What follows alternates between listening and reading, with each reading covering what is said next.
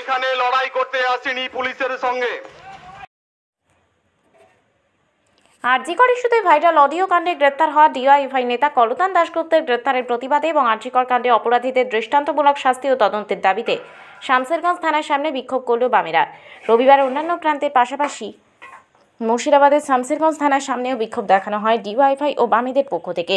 বিক্ষোভে বৃষ্টির মধ্যেও কর্মীদের উপস্থিতি লক্ষ্য করা যায়। এদিন ডিওয়াইএফআই নেতার মুক্তির পাশাপাশি আরজিকর কাণ্ডে অপরাধীদের দৃষ্টান্তমূলক শাস্তি জানানো হয়। এদিনের এই কর্মসূচিতে সিপিআইএমের ধুলিয়ান এরিয়া কমিটির সম্পাদক মোদাস্সার হোসেন সহ অন্যান্য নেতৃবৃন্দ উপস্থিত ছিলেন।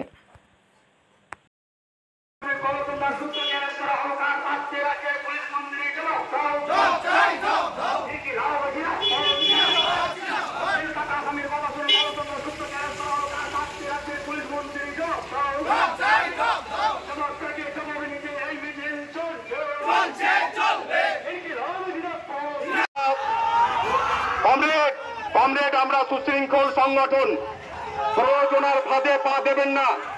যারা প্ররোচনার ফাঁদে পা দেবেন না, কমরেডদের কাছে অনুরোধ, প্ররোচনার ফাঁদে পা দেবেন না।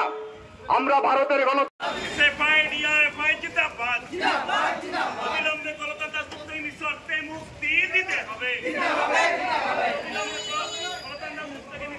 মুক্তি দিতে হবে।